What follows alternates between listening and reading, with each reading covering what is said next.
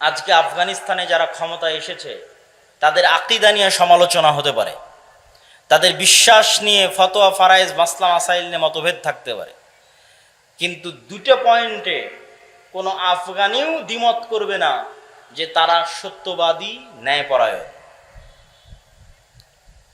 কোথাও একটা টাকা দুর্নীতি হবে এটি তাদের দ্বারা বরদাস্ত করা সম্ভব নয়। তো তারা এই জায়গায় এসেছে কিভাবে? সমাজের মানুষের সাথে সম্পৃক্ত থেকে, সমাজের মানুষের দুঃখ কষ্টের অনুভূতির অংশীদার হয়ে, সমাজের মানুষের দায়িত্ব নিয়ে। যখন রাশিয়ার সাথে যুদ্ধের পর গোটা আফগানিস্তানে গৃহযুদ্ধ, কোনো ল অ্যান্ড অর্ডার নাই, যেমন আমাদের দেশে 3 দিন কোনো সরকার ছিল না, এরকম ল অ্যান্ড অর্ডার বিহীন অবস্থায় খুন, চুরি, রাহাজানি, ধর্ষণ একাকার। তখন এক মাদ্রাসার ছাত্ররা বের হয়ে এক জায়গায় ধর্ষকের শাস্তি প্রকাশ্যে বাস্তবায়ন করে দিয়েছে।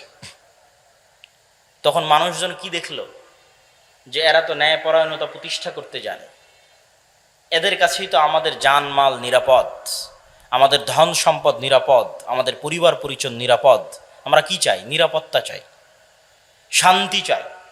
তো ওই নিরাপত্তা, ওই শান্তির গ্যারেন্টি বাংলাদেশে বসবাসরত ইসলামের যারা রিপ্রেজেন্টার, ইসলামকে যারা প্রতিনিধিত্ব করে, তারা দিতে পেরেছে কিনা? তারা তাদের ন্যায়পরায়ণতা, সত্যবাদিতা দিয়ে সেটা ফুটে তুলে ধরতে পেরেছে কিনা? অতএব আপনাদেরকে সমাজের সাথে কানেক্টেড থাকতে হবে।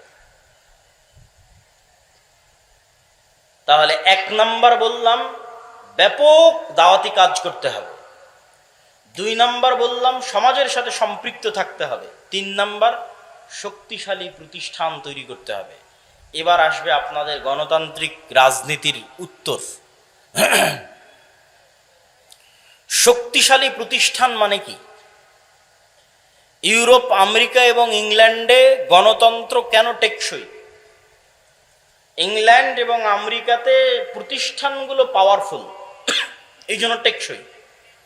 প্রতিষ্ঠান পাওয়ারফুল মানে পুলিশ বাহিনী স্বাধীন স্বতন্ত্র, বিচার বিভাগ স্বাধীন স্বতন্ত্র। ক্ষমতায় বাইডেন কি ট্রাম্প সেটা বিষয় নয়, পুলিশ তার মতো ফাংশন করে, বিচার বিভাগ তার মতো ফাংশন করে। কিন্তু আমাদের ভারত, পাকিস্তান, বাংলাদেশের প্রবণতা হচ্ছে যেই ক্ষমতায় আসে সে পুলিশ, আর্মি, বিচার বিভাগ সবগুলোকে নিজের পকেটের মধ্যে ঢুকিয়ে ফেলে। ফলত এখানে রাষ্ট্র প্রতিষ্ঠান দুর্বল হয়ে যায়, ফাংশন করে না। তো শক্তিশালী প্রতিষ্ঠান মুসলমানদের নাই। কোটি কোটি ভোটার আছে, কিন্তু এই কোটি কোটি ভোটারের প্রতিনিধিত্বকারী শক্তিশালী প্রতিষ্ঠান নাই। আপনি শক্তিশালী প্রতিষ্ঠানের, বেসরকারি শক্তিশালী প্রতিষ্ঠানের 2-1টা উদাহরণ নেন। যখন প্রধানমন্ত্রী হাসিনা বিদায় নিল, তখন অটোমেটিক ট্রানজিশন অফ পাওয়ার, পাওয়ারের হস্তান্তর, এটিই নিয়ম যে যখন রাষ্ট্র অকার্যকর তখন রাষ্ট্রের অবস্থানরত শক্তিশালী প্রতিষ্ঠানগুলোর কাছে ক্ষমতা চলে যায়। তো বাংলাদেশের সবচেয়ে শক্তিশালী প্রতিষ্ঠান হচ্ছে আর্মি। তো ফলত যখন প্রধানমন্ত্রী হাসিনা বিদায় নিয়েছে তখন অটোমেটিক ক্ষমতা চলে গেছে আর্মির কাছে। আরো অসংখ্য শক্তিশালী প্রতিষ্ঠান আছে। প্রথম আলো একাই একটা শক্তিশালী প্রতিষ্ঠান, ডেইলি স্টার একাই একটা শক্তিশালী প্রতিষ্ঠান, ব্র্যাক একাই একটা শক্তিশালী প্রতিষ্ঠান, গ্রামীণ ব্যাংক একাই একটা শক্তিশালী প্রতিষ্ঠান, মানবাধিকার সংস্থা অধিকার একাই একটা শক্তিশালী প্রতিষ্ঠান। তাহলে যখন রাষ্ট্র অকার্যকর তখন অটোমেটিক রাষ্ট্রের ক্ষমতা এই প্রতিষ্ঠানগুলোর কাছে চলে গেছে। আমাদের কোটি কোটি ভোটার আছে, কিন্তু আমাদের প্রতিনিধিত্ব করবে এরকম শক্তিশালী মিডিয়া নাই, আমাদের প্রতিনিধিত্ব করবে এরকম শক্তিশালী অর্থনৈতিক প্রতিষ্ঠান নাই, এরকম শক্তিশালী মানবাধিকার সংস্থা নাই যে মুসলমানদের প্রতিনিধিত্ব করবে। না হলে 5ই আগস্টের চাইতে সুবর্ণ সুযোগ, মুসলমান বা ইসলাম ক্ষমতায় যাবে, এর যে সুবর্ণ সুযোগ অতীতেও কোনোদিন আসেনি, পরে আসাও কঠিন। তাহলে কেন পারেননি? কোটি কোটি ভোটার থাকার পরও কেন পারেননি? আপনাদের কারো, এত ইসলামী দলের, এত ইসলামী সংগঠনের কারো শক্তিশালী প্রতিষ্ঠান ছিল না। তাহলে কোটি কোটি ভোটার দিয়ে আপনি কি করবেন যদি শক্তিশালী প্রতিষ্ঠান না থাকে? এরকম 5ই আগস্ট প্রত্যেক 20 বছর, 25 বছর, 30 বছর পর আসবে। কালকে আপনাকে ভোট করে ক্ষমতায় যেতে হবে 5 বছরের জন্য, 3 বছরের জন্য, 4 বছরের জন্য। এটি স্বল্প মেয়াদী পরিকল্পনা। আপনি দীর্ঘমেয়াদে পরিকল্পনা করেন, 50 বছর পর, 100 বছর পর আপনি বাংলাদেশের মাটিতে ইসলামকে বিজয়ী দেখতে চান, তার জন্য কি করা লাগবে সেটা ভাবেন। কাল ক্ষমতায় চলে যাবে এই আকাশ কুসুম কল্পনা 100 বছর থেকে আমাদের হিস্ট্রি পড়া আছে, ইসলামিক খেলাফার পতন থেকে নিয়ে 100 বছর পার হয়ে গেছে। একটা থিওরি পরীক্ষা করার জন্য 100 বছর যথেষ্ট। অ্যাজ এ থিওরি ডেমোক্রেসি ইসলাম প্রতিষ্ঠার মাধ্যম হিসেবে পৃথিবীতে এখন পর্যন্ত ব্যর্থ 100 বছর। তো 100 বছর যথেষ্ট। আমি যদি একটু বেশি করে বলি তাহলে অনেকেই কষ্ট পায়, তো একটু বেশি করে বলি, অত বেশি করে বলবো না, একটু বেশি করে বলবো। 15 বছর বা 16 বছর যে আপনারা ফ্যাসিজম বলছেন, এই ফ্যাসিজমে আয়না ঘর ছিল, গুম ছিল, খুন ছিল, দুর্নীতি ছিল। তো আপনি বলেন তো এই 16 বছর ফ্যাসিজম কিসের নামে চলেছে? গণতন্ত্রের নামে চলেছে। কিসের নামে চলেছে বলেন? গণতন্ত্র। এই 16 বছর ফ্যাসিজম সেকুলারিজম ধর্মনিরপেক্ষতাবাদের নামে চলেছে না অন্য কোনো নামে চলেছে? হ্যাঁ, ধর্ম যার যার, উৎসব সবার, এটা কিসের স্লোগান? সেকুলারিজমের স্লোগান না, ধর্মনিরপেক্ষতাবাদের স্লোগান। তাহলে ধর্মনিরপেক্ষতাবাদের নামে চলেছে, সেকুলারিজমের নামে চলেছে, লিবারেলিজমের নামে চলেছে। তাহলে আপনাকে এই জিনিসটা বুঝতে হবে। এটা বললে বক্তব্য অনেক ভারী হয়ে যায়। আপনাকে এই জিনিসটা বুঝতে হবে যে গত 16 বছর আয়নাঘর গণতন্ত্র আর ধর্মনিরপেক্ষতাবাদ বানিয়েছে। গত 16 বছর গুম খুন গণতন্ত্র করেছে।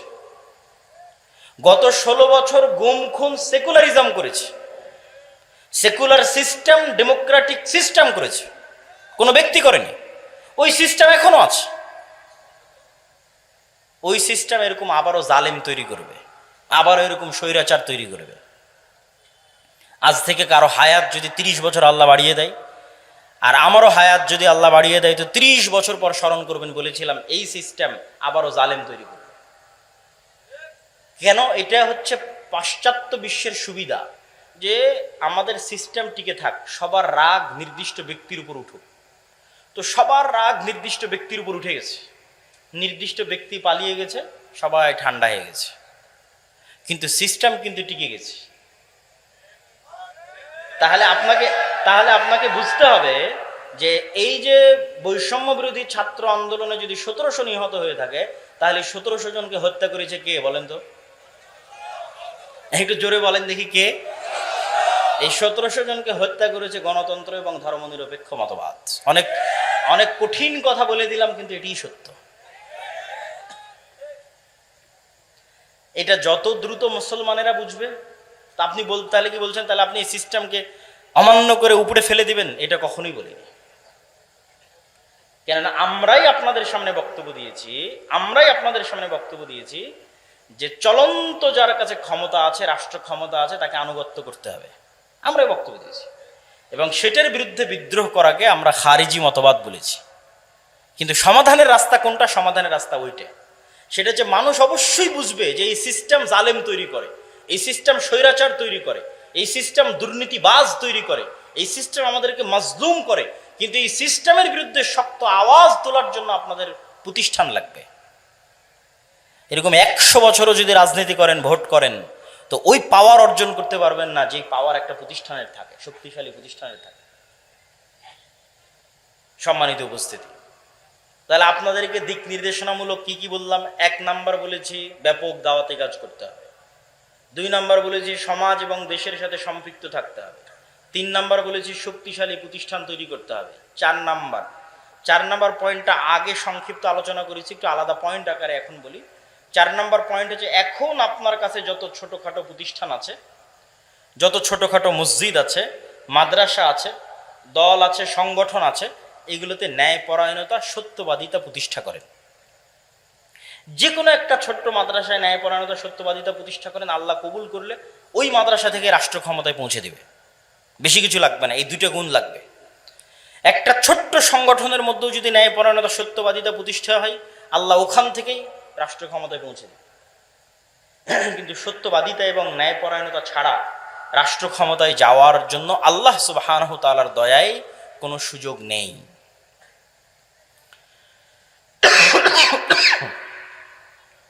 সম্মানিত উপস্থিতি, তাহলে আমরা আমাদের আলোচনার শেষের দিকে চলে আসি যে এই পরিবর্তিত পরিস্থিতিতে স্কুল কলেজ বিশ্ববিদ্যালয় সহ দেশব্যাপী যে দাওয়াতি কাজের পরিবেশ তৈরি হয়েছে, এই দাওয়াতি কাজের পরিবেশকে আল্লাহর পক্ষ থেকে নিয়ামত মনে করতে হবে, আল্লাহর পক্ষ থেকে দয়া মনে করতে হবে। আর এই ধরনের জালসা সম্মেলন কেন্দ্রিক দাওয়াতি কাজ থেকেও একটু বের হওয়ার চেষ্টা করতে হবে। যে আজকে আমরা নীলফামারীতে সবাই মিলে ঘোষণা করলাম যে এখানে আমরা ইসলামী খেলাফা কায়েম করলাম। ইসলামী খেলাফা কায়েম করার পর সবার জন্য সালাত বাধ্যতামূলক করে দিলাম, সবার জন্য পর্দা বাধ্যতামূলক করে দিলাম। তারপরে যার জন্য সালাত বাধ্যতামূলক করেছি ওই নামাজি ওসি, হাজি ডিসি, হাজি টিওনো ইওনো এবং নামাজি এসিল্যান্ড এবং সাব রেজিস্ট্রার, এরা যখন এদের চেম্বারে বসতেছে তখন ঘুষ খাচ্ছে, কিন্তু সে নাকি সালাত আদায় করে, নামাজ পড়ে। আবার সেই ঘুষের টাকা, সেই প্রশ্ন ফাঁসের টাকা নাকি আল্লাহর রাস্তায় দান করতেছে। অনেক বড় দানবীর হিসেবে বড় বড় জালসা সম্মেলনে প্রধান অতিথি, বিশেষ অতিথি হিসেবে আমন্ত্রিত হচ্ছে। আপনি দেখান গত 16 বছরের কোন রাজনৈতিক নেতা, কোন ওসি ডিসি এসপি এমন নাই যে কোনো না কোনো মাদ্রাসা, কোনো না কোনো মসজিদ, কোনো না কোনো জালসা, কোনো না কোনো ইসলামী সম্মেলনের সাথে জড়িত ছিল না। বের করে। তাহলে তারা ইসলামের আসল অর্থটা বুঝতে পারেনি। এবং যে বুঝতে পারে যে ইসলামের আসল অর্থ কি, সে বলবে এগুলো গণতন্ত্র, সমাজতন্ত্র, এগুলোর দরকার নাই, রাষ্ট্র ক্ষমতা ইসলামকে যেতে দাও, শতভাগ বলবে।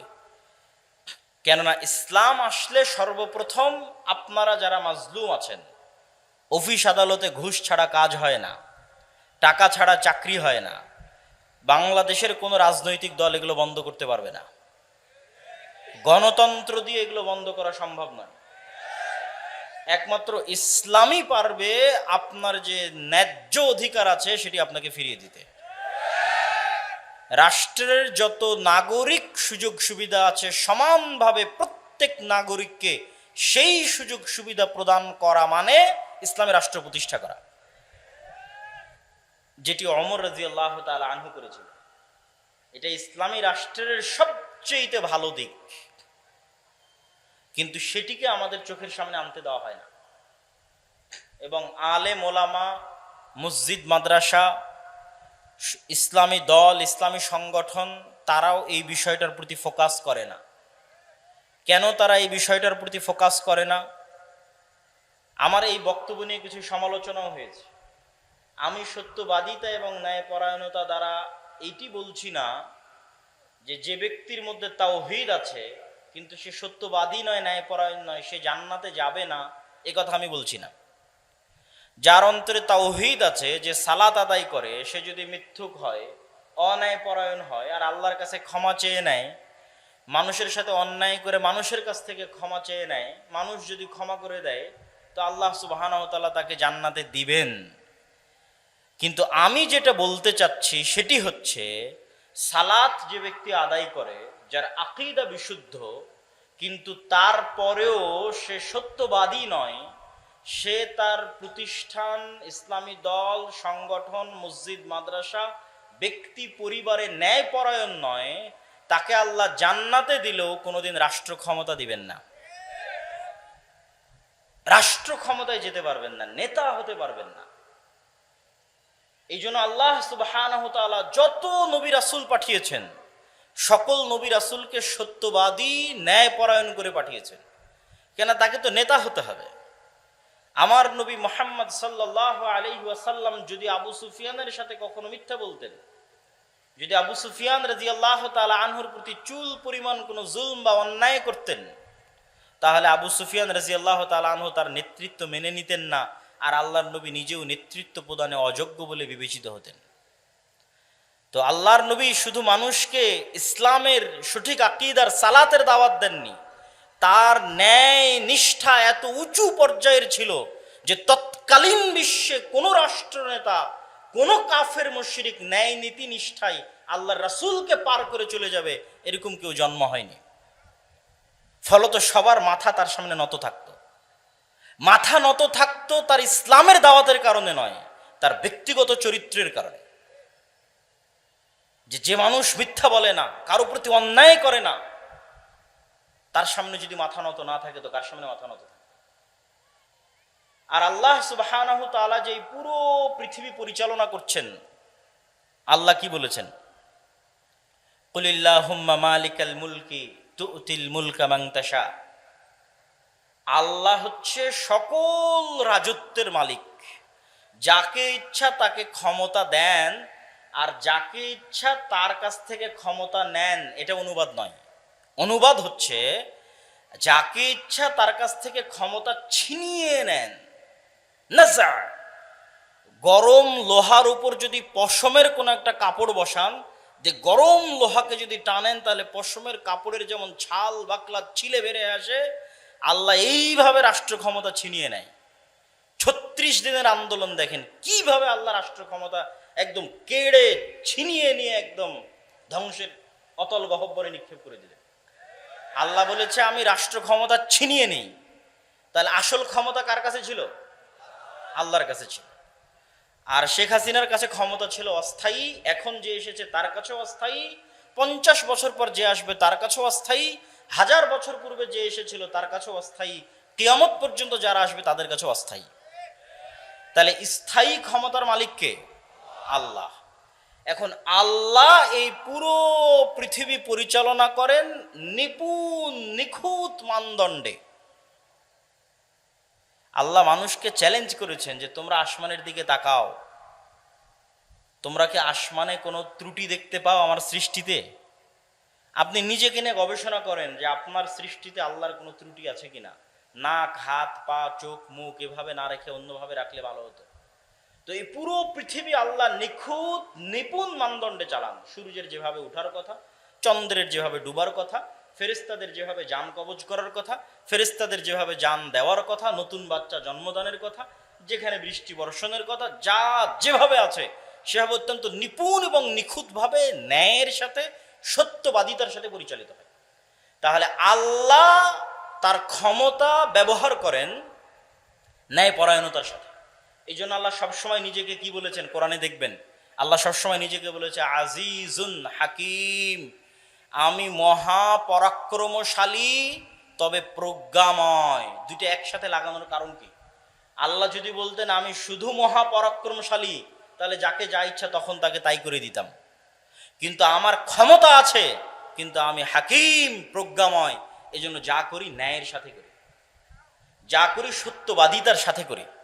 তো এখন আপনি ইসলামের নামে, আল্লাহর নামে, আল্লাহর রাষ্ট্র ক্ষমতার অংশ আল্লাহর দয়ায় নিবেন, আল্লাহ আপনাকে দিবে রাষ্ট্র ক্ষমতা। কেননা স্থায়ী ক্ষমতার মালিক আল্লাহ। ইসলামের নামে নিবেন, আল্লাহর নামে নিবেন, আল্লাহ আপনাকে রাষ্ট্র ক্ষমতা দিবে। তো যেই আল্লাহ তার ক্ষমতা প্রয়োগ করতেছেন সত্যবাদিতার সাথে, ন্যায়পরায়ণতার সাথে, ওই দুটো গুণ যদি আপনার সাথে ম্যাচ না করে, খাপ না খায়, তাহলে আপনি আল্লাহর দয়ায় কোনোদিন আল্লাহর প্রদত্ত ক্ষমতা পাবেন না। এই জন্য আপনি যত মসজিদে যান, মাদ্রাসায় যান, ইসলামী দলে যান, ইসলামী সংগঠনে যান, যত বিভেদ আছে, যত গন্ডগোল আছে, হানাফি কি, আহলে হাদিস কি, যত মত পার্থক্য আছে, এই মত পার্থক্যগুলোর মূলে মাসালা মাসাইল এবং আকীদার যতটা না ভূমিকা আছে। ধরেন দেওবন্দীদের সবার আকীদা এক, তারপরও শত শত দলে বিভক্ত হয়ে আছে। এক মাদ্রাসা ভেঙে আর এক মাদ্রাসা তৈরি হয়েছে। আহলে হাদিসদের সবার আকীদা এক, তারপরে এক মাদ্রাসা ভেঙে আর এক মাদ্রাসা হয়েছে, এক দল ভেঙে আর এক দল হয়েছে। এই যে আকীদা এবং মাসালা এক হওয়ার পরও যে বিভেদগুলো, এই বিভেদগুলোর মধ্যে ঢুকেন, এই প্রত্যেকটা বিভেদের মধ্যে কারণ আপনি আকীদা মাসালা পাবেন না। কারণ হচ্ছে অন্যায়পরায়ণতা এবং মিথ্যা। হয় যিনি দলের নেতা আমির তিনি অন্যায়পরায়ণ অথবা মিথ্যার আশ্রয় নিয়েছেন, অথবা যারা কর্মী মামুর তার অধীনস্থ তারা অন্যায়পরায়ণ মিথ্যার আশ্রয় নিয়েছে, মানুষের হক যথাযোগ্যভাবে বুঝিয়ে দিতে পারেনি, দায়িত্ব পালনে ন্যায় পরায়ণতা রক্ষা করতে পারেনি, তাহলে আমরা আমাদের এই ছোট ছোট প্রতিষ্ঠানে ছোট ছোট গণ্ডির মধ্যে আমি ন্যায়ভাবে শাসন করতে পারছি না, সত্যবাদিতার সাথে শাসন করতে পারছি না, তাহলে আল্লাহ কিভাবে আমাকে বিশাল রাষ্ট্রের দায়িত্ব দিবেন? এটা অসম্ভব। এই জন্য আলহামদুলিল্লাহ, মাশাআল্লাহ, আপনাদের মধ্যে সঠিক আকীদা আছে, আমল আছে, কিন্তু মুসলমানেরা যদি চায় যে তাদের রাষ্ট্র ক্ষমতা প্রয়োজন, তাহলে তাদেরকে এই দুইটা জিনিসের প্রতি ফোকাস করতে হবে।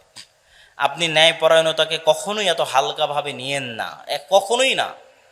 আপনি মনে করছেন না আমি তো ন্যায়পরায়ণ, আপনি আপনার স্ত্রীর সাথে ন্যায়পরায়ণ কিনা এই বিচারে কিয়ামতের মাঠে ফেসে যাবেন। বাদ দিলাম রাষ্ট্রের কথা, দোকানপাটের কথা, আপনার স্ত্রীর ন্যায্য পাওনা আপনি বুঝিয়ে দিয়েছেন কিনা সঠিকভাবে, এই বিচারে কিয়ামতের মাঠে ফেসে যাবেন। আপনি জানেন বড় বড় আলেম ওলামারা বিবাহ অনেকেই করেননি, কেন করেনি? এই ভয়ে করেনি যে তার স্ত্রীর হক, ন্যায্য হক সে বুঝিয়ে দিতে পারবে কিনা। মানুষের হক খুবই কঠিন, ন্যায় পরায়ণতা প্রতিষ্ঠা করা খুবই কঠিন জিনিস। আপনি মনে করেছেন আমি হয়তো সালাত সিয়াম সবকিছু সঠিক আকীদাতে জান্নাতে চলে গেলাম, কিন্তু বাপের সম্পত্তি বন্টন করার সময় বোনকে ন্যায় পরায়ণতার সাথে বন্টন করে দেননি। মানে যেই জায়গায় দামি জমি সেখানে আপনি ভাগ নিয়েছেন, বোনকে দেননি। যেটা দূরে কম দামি আবাদ হয় না সেখানে বোনকে দিয়েছেন। তাহলে এই জমি বন্টনে কি আপনি ন্যায়পরায়ণতা করেছেন? করেননি। তাহলে আপনার মতো দুর্নীতিবাজ চোরকে আল্লাহ রাষ্ট্র ক্ষমতা দিবে আল্লাহর দয়ায়? অসম্ভব। আল্লাহর দয়ায় রাষ্ট্র ক্ষমতা পাবেন না। জোর করে মারামারি করে রাষ্ট্র ক্ষমতা সেটা ভিন্ন জিনিস। আমরা আলোচনা করছি ইসলাম রাষ্ট্র ক্ষমতায় যাবে কার দয়ায়? আল্লাহর দয়ায়। তো আল্লাহর দয়ায় ইসলাম যদি রাষ্ট্র ক্ষমতা যায়, তো মুসলমানদেরকে কি হতে হবে? মুখে বলতে হবে সত্য, কাজে হতে হবে ন্যায়পরায়ণ। পরিবারে, সমাজে, প্রতিষ্ঠানে, রাষ্ট্রে। এমনি দেশ চেঞ্জ হয়ে যাবে। একদিনে দেশ পরিবর্তন হওয়া সম্ভব, একদিনে। যারা রাষ্ট্র ক্ষমতায় আসে এরা অল্প সময়ের জন্য আসে, আর স্থায়ী থাকে কারা? ওই যে পুলিশ হাসিনার আমলে ছিল এখনো আছে, যে আর্মি হাসিনার আমলে ছিল সে এখনো আছে, সচিবালয়ে যে সচিব ডিসি ওসি হাসিনার আমলে ছিল বদলি হতে পারে, কিন্তু ওরাই আছে। এরা হচ্ছে রিটায়ার্ড না হওয়া পর্যন্ত এরা থাকবে। তাহলে আসল ক্ষমতা কাদের হাতে? ওদের হাতে না, আসল ক্ষমতা ওদের হাতে। তাহলে এই যে ওসি ডিসি এসপি সচিব, এদের যদি ন্যূনতম মেরুদণ্ড সোজা হয় আর বলে যে আমরা অন্যায় করব না এবং সত্য বলবো, তো ক্ষমতায় যেই আসুক দেশ ভালো চলবে না মন্দ চলবে? ভালো চলবে। কিন্তু তাদের সেই শক্ত মেরুদণ্ড নাই। আমরা ওই শক্ত মেরুদণ্ডওয়ালা প্রজন্ম তৈরি করতে পারি। সবাই টাকার কাছে বিক্রি, অর্থের কাছে বিক্রি, অথচ তারা সবাই দাবি করে সে অনেক বড় হাজি, অনেক বড় নামাজি, অনেক বড় দানবীর, বড় বড় জালসার প্রধান অতিথি, বড় বড় জালসার বিশেষ অতিথি। এগুলো ইসলাম নয়। আপনাকে সত্যবাদী এবং ন্যায়পরায়ণ হতে হবে যদি আপনি মুসলমানদের সম্মান রক্ষা করতে চান, ইসলামের সম্মান রক্ষা করতে চান। আর সত্যবাদিতা এবং ন্যায়পরায়ণতার উপর এতটা গুরুত্ব আমি কেন দিচ্ছি এখনকার ইদানিং বক্তব্যে, এত সমালোচনার পরেও? ওয়াতাম্মাত কালিমাতু রাব্বিকা সিদকান ওয়া আদলা। আল্লাহ সুবহানাহু ওয়া তাআলা, আপনার প্রতিপালক আল্লাহ সুবহানাহু তাআলার সকল আদেশ সমাপ্ত হয়েছে সত্যবাদিতার উপরে, ন্যায়পরায়ণতার উপরে। মানে আল্লাহ যত আদেশ মানুষকে দিয়েছে প্রত্যেকটা আদেশ সত্য, প্রত্যেকটা আদেশ ন্যায়। একটা আদেশ শোনেন, আল্লাহ আদেশ দিয়েছে কি? তোমরা আল্লাহর ইবাদত করবা, শিরক করবা না। তো এবার কালেমা কি? লা ইলাহা ইল্লাল্লাহ। আল্লাহ ব্যতীত ইবাদতের যোগ্য কোনো সত্য মাবুদ নাই। মানে আল্লাহ ব্যতীত যে মাবুদগুলোর ইবাদত করা হয় এদের মধ্যে দুইটা গুণ আছে। এক, ওরা মিথ্যা, আর দুই, ওরা ইবাদতের অযোগ্য। তো যেটা ইবাদতের অযোগ্য ওটাই অন্যায় পরায়ণতা, ওটাই জুলম, আর ওটাই মিথ্যা। আর সত্য কোনটা? একমাত্র সত্যকে আল্লাহ। আর একমাত্র ইবাদতের যোগ্য ন্যায় কোনটা? আল্লাহর ইবাদত করা। এবং এটা হাদিসেও আছে। রাসূলুল্লাহ সাল্লাল্লাহু আলাইহি ওয়াসাল্লাম বলছেন, তোমরা কি জানো আল্লাহর হক মানুষের উপরে কি, আর মানুষের হক আল্লাহর উপরে কি? তো আল্লাহর হক মানুষের উপর হচ্ছে যে মানুষ ন্যায় পরায়ণ হবে আল্লাহর সাথে, যে ইবাদত আল্লাহ ব্যতীত অন্য কারো করবে না, এটা আল্লাহর সাথে ন্যায়পরায়ণতা, এটা আল্লাহর সাথে সত্যবাদিতা। এরকম করে ধরে ধরে ইসলামের প্রত্যেকটা হুকুমের মধ্যে সত্য আছে, ন্যায় আছে। সম্মানিত উপস্থিতি, তো আপনাকে আগে বুঝতে হবে যে ইসলামী রাষ্ট্র ব্যবস্থা মানে কি। ইসলামী রাষ্ট্র ব্যবস্থায় আপনার কি উপকার আছে, আপনার কি কল্যাণ আছে। ইসলামী রাষ্ট্র ব্যবস্থায় আপনার 6টা মৌলিক অধিকার সংরক্ষিত হবে। 5টা মৌলিক অধিকার দিয়েছে জাতিসংঘ, আর ইসলাম দিয়েছে 6টা মৌলিক অধিকার।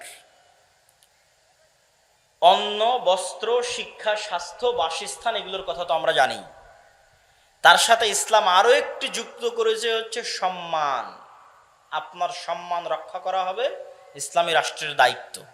মানুষ যেন আপনার মানহানি করতে না পারে। ইসলামী রাষ্ট্র হয় কল্যাণমূলক রাষ্ট্র ব্যবস্থা।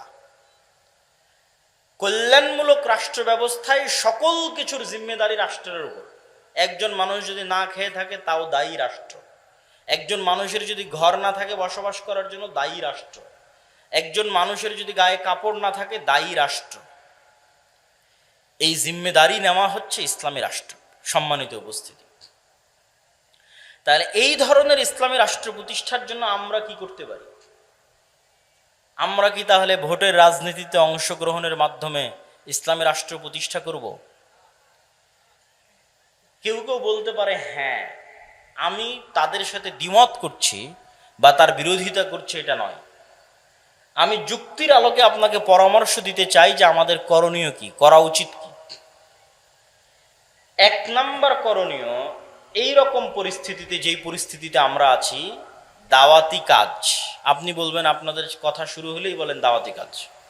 আর কত দাওয়াতি কাজ? কুনতুম খায়রা উম্মাতিন উখরিজাত লিন-নাস তা'মুরুনা বিল মা'রুফ ওয়া তানহাউনা আনিল মুনকার। এই উম্মতে যেহেতু আর কোনো নবী আসবেন না, সেহেতু প্রত্যেক যুগে মানুষকে হেদায়েত করার জন্য দাওয়াত দিবে এই উম্মতের লোকেরাই। বানু ইসরাইলে প্রতি যুগে নবী প্রেরিত হতো মানুষকে দাওয়াত দেওয়ার জন্য, আর এই উম্মতে কোনো নবী আসবে না, তো দাওয়াত দিবে এই উম্মতের লোকেরাই। এখন যদি এখানে কোনো নবী আসতেন, তাহলে তিনি কি করতেন? আগে কি দিতেন? আগে দাওয়াত দিতেন। আগে কি দিতেন? দাওয়াত দিতেন। এখন যদি বাংলাদেশে কোনো নবী প্রেরিত হতেন, তাহলে তিনি দাওয়াত দিতেন। তো যেহেতু নবী প্রেরিত হবেন না, তো দাওয়াতি কাজ অতীতেও ছিল, আজও থাকবে, ভবিষ্যতেও থাকবে। দাওয়াতি কাজে আমরা সফল নই কেন? নবীদের মতো ইখলাস, নবীদের মতো হিকমা, নবীদের মতো সবর, নবীদের মতো কৌশল, নবীদের মতো ভদ্র এবং নম্র আচরণের মাধ্যমে আমরা দাওয়াত দিতে পারিনি। যেখানে মূসা আলাইহিস সালাতু ওয়াস সালামকে ফেরাউনের নিকটে দাওয়াত দিতে পাঠানো হয়েছে, তারপরে বলা হচ্ছে ভালো ভাষায় কথা বলবে। আর আমরা আমারই আর এক মুসলিম ভাইকে দাওয়াত দিতে গিয়ে বলতেছি, তুই মুশরিক, তুই বেদাতি, তুই জাহান্নামী, তুই কাফের। তো তাহলে আমাদের দাওয়াতি স্ট্র্যাটেজির মধ্যে, পদ্ধতি কৌশলের মধ্যে ত্রুটি আছে। আমরা যত ইসলামী দল সংগঠন বলেন, আলেম ওলামা বলেন, রাষ্ট্রের টপ লেভেলে যদি কেউ দাওয়াত নিয়ে গিয়ে থাকে, তাহলে নিজের স্বার্থের জন্য নিয়ে গেছে বেশিরভাগ। আমরাও নিজের স্বার্থের জন্য নিয়ে গেছি। স্বার্থ মানে কি বুঝতে পারছেন? স্বার্থ মানে হচ্ছে আমার এই কাজটা আটকে আছে, এই কাজটা একটু করে দিতে হবে ভাইজান। ওসি, ডিসি, এসপি, মন্ত্রী সবার কাছে গেছি, ভাই আমার মাদ্রাসার এটা আটকে আছে, ভাই আমার এই দলের এটা আটকে আছে, ভাই আমার পত্রিকার এই সমস্যা হয়ে আছে, একটু কাজটা করে দেন। কেউই নিঃস্বার্থভাবে শুধু ইসলামের প্রতিনিধি হিসেবে তাকে ইসলামের দাওয়াত দিতে গেছে, এরকম নাই। যে আপনি প্রধান উপদেষ্টা ডক্টর ইউনূস, আপনার কাছে আজকে কিছু চাইতে আসেনি, আপনার কাছে দাওয়াত দিতে এসেছি যে এই হলো আল্লাহর দাওয়াত, এই হলো আল্লাহর নবীর দাওয়াত, এর মধ্যে আপনার কল্যাণ আছে। এরকম নিঃস্বার্থ দাওয়াত নিয়ে যাবে নাই। আর নবীগণ সব সময় রাষ্ট্রের টপ লেভেলে দাওয়াত নিয়ে গেছেন নিঃস্বার্থ। ইব্রাহিম আলাইহিস সালাতু ওয়াস সালাম তৎকালীন যুগের রাষ্ট্রপ্রধান নমরুদকে হিট করেছেন নিঃস্বার্থভাবে। নমরুদের কাছে ইব্রাহিম আলাইহিস সালামের কোনো চাওয়া পাওয়া ছিল না। মূসা আলাইহিস সালাতু ওয়াস সালাম ফেরাউনকে হিট করেছেন নিঃস্বার্থভাবে। মুহাম্মদ সাল্লাল্লাহু আলাইহি ওয়াসাল্লাম আবু জাহাল আবু লাহাবকে হিট করেছেন, দাওয়াত দিয়েছেন নিঃস্বার্থভাবে, কোনো চাওয়া পাওয়া নাই। চাওয়া পাওয়া না থাকার মাত্রাটা দেখেন, যে মুহাম্মদ সাল্লাল্লাহু আলাইহি ওয়াসাল্লাম যখন মাজলুম মক্কার মাটিতে, যখন তাকে সহযোগিতা করার মতো কেউ নাই, তখন আবু জাহাল মুহাম্মদ সাল্লাল্লাহু আলাইহি ওয়াসাল্লামকে প্রস্তাব দিচ্ছে যে আসো ক্ষমতা ভাগাভাগি করি, 1 বছর তোমার আল্লাহর ইবাদত হবে, আর 1 বছর আমাদের মূর্তির পূজা হবে। 1 বছর তোমার ইসলামের আইন অনুযায়ী দেশ চলবে, আর 1 বছর আমরা আমাদের মতো দেশ চালাবো। রাসূলুল্লাহ সাল্লাল্লাহু আলাইহি ওয়াসাল্লাম সেই দিন কি বলেছিলেন? লাকুম দীনুকুম ওয়ালিয়া দীন, লা আ'বুদু মা তা'বুদুন। স্পষ্ট কথা, কাফারনা বিকুম, এগুলো এক একটা কোরআনের আয়াত। কি বললেন? তোমাদের দিন তোমরা পালন করো, আমাদের দিন আমাকে আমার মতো পালন করতে দাও। তোমরা যার ইবাদত করো আমি তার ইবাদত করতে পারবো না। কাফারনা বিকুম, তোমরা যার ইবাদত করো তাদের সাথে আমরা কুফরি করলাম। কত শক্ত কথা। ওয়াজতানিবুত তাগুত বলা আছে, যে তাগুতকে অস্বীকার করতে হবে। তো তোমরা যার ইবাদত করো, যেই মূর্তির যেই শিরক করো, ওই শিরকের সাথে ওই মূর্তির সাথে আমরা কুফরি করলাম। কাফার না, অস্বীকার করলাম। আপোষের তো কোনো প্রশ্নই আসে না। এরকম নিঃস্বার্থ দাওয়াত আলেম ওলামাগণ, ইসলামী দল, ইসলামী সংগঠন নিঃস্বার্থভাবে নিয়ে যাবে, এটা হয়ে ওঠেনি। তাহলে 1 নাম্বার হচ্ছে ব্যাপক দাওয়াতি কাজ করতে হবে, কিন্তু নিঃস্বার্থভাবে, ইখলাসের সাথে, ভালো ব্যবহারের সাথে, সবরের সাথে। 900 বছর দাওয়াত দিয়েছে নূহ আলাইহিস সালাতু ওয়াস সালাম। আমরা 16 বছরই ক্লান্ত হয়ে গেছি। দাওয়াত দিতে হবে। 2 নাম্বার কাজ কি? 2 নাম্বার কাজ হচ্ছে সমাজ এবং দেশের মানুষের সাথে সম্পৃক্ত থাকতে হবে। আজকে আলেম ওলামা, মসজিদ মাদ্রাসা, সমাজ বিচ্ছিন্ন, ডিসকানেক্টেড ফ্রম দ্য সোসাইটি। সমাজের সাথে তাদের কোনো কানেকশন নাই। আমাদের কাজ কি? আমরা ঘরে বসে বই লিখব, গবেষণা করব, ক্যামেরার সামনে একটা ভিডিও রেকর্ড করব, অনলাইনে কোর্স পরিচালনা করব, বিশ্ববিদ্যালয় মাদ্রাসায় টিচারি করব। সমাজ আর দেশ জান্নাতে গেল কি জাহান্নামে গেল দেখে লাভ নাই।